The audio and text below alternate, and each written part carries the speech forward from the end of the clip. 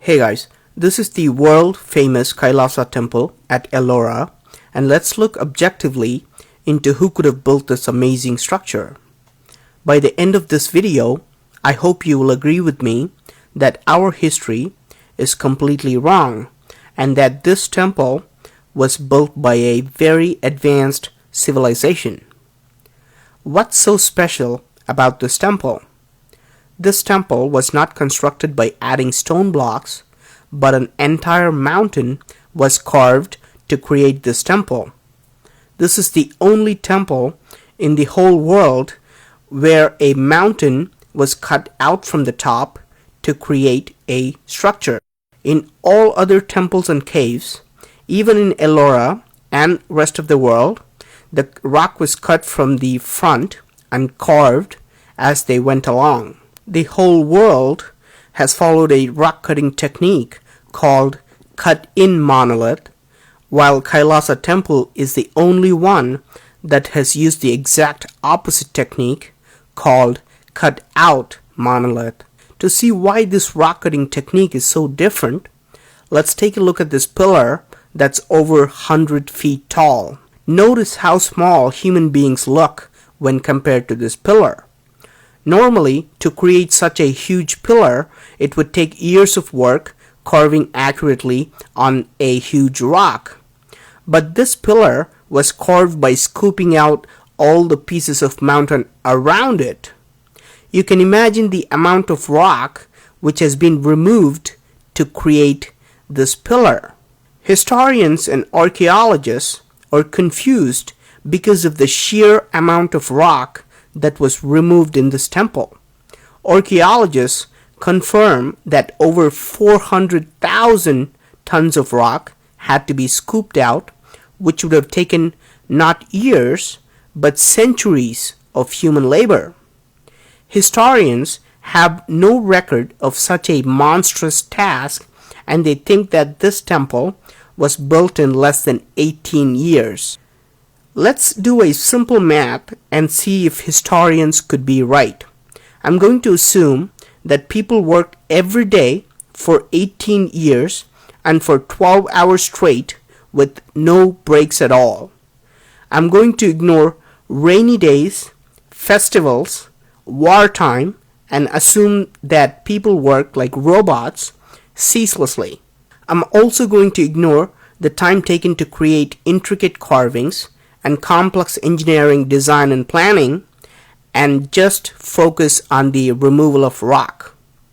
If 400,000 tons of rock were removed in 18 years, 22,000 tons of rock had to be removed every year.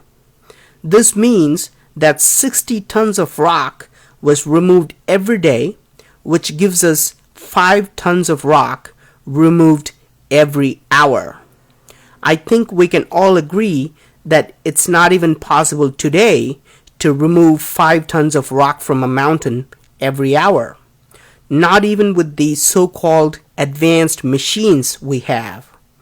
So if it's not humanly possible, was it done by humans at all? Was this created with the help of extraterrestrial intelligence? Now, forget about creating such an extraordinary structure. Can human beings at least destroy this temple? In fact, Aurangzeb, a Muslim king, employed 1,000 workers to completely demolish this temple. In 1682, he ordered that the temple be destroyed so that there would be no trace of it. Records show that 1,000 people worked for 3 years and they could only do a very minimal damage. They could break and disfigure a few statues here and there, but they realized it's just not possible to completely destroy this temple. Aurangzeb finally gave up on this impossible task. Note that this attempted destruction is very similar to another mysterious structure called the Menkaures pyramid in Egypt. Another Muslim ruler wanted all the pyramids to be destroyed and started his work from the Menkaures pyramid. After years of trying, he was only able to make a small dent on the pyramid. He gave up too. Were all these indestructible structures around the world created by extraterrestrials? Is that why human beings are not even able to destroy them? In fact, archaeologists agree that Kailasa Temple was created before any other temple in the Ellora cave complex. Could this have been built centuries before human beings started carving other temples nearby? Is this why the architecture, the design, and the size is so much better and bigger than other temples? If it was built by humans, it's logical to expect that the rock-cutting techniques and design would become better over time. People would gain more experience and knowledge and make better structures in the future.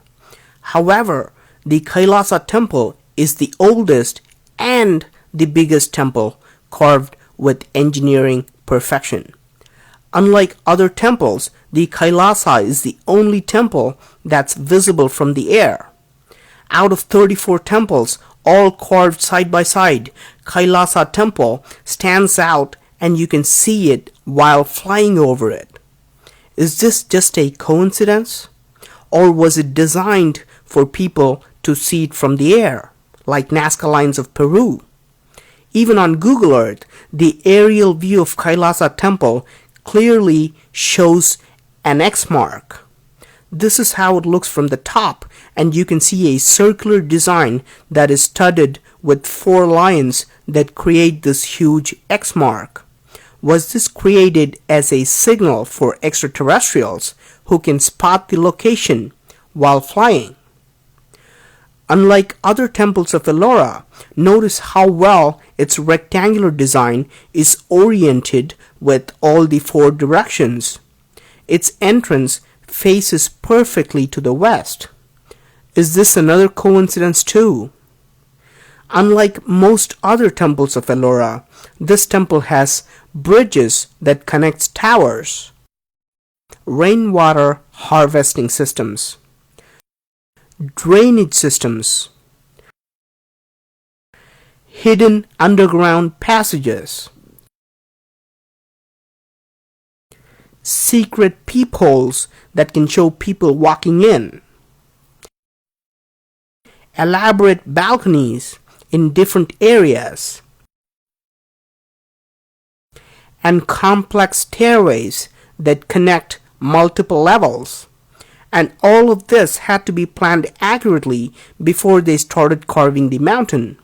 For example, you cannot carve these 2 structures separately and then decide to build a bridge later. No connecting rocks or external rocks were used at all, and everything was carved perfectly from one mountain.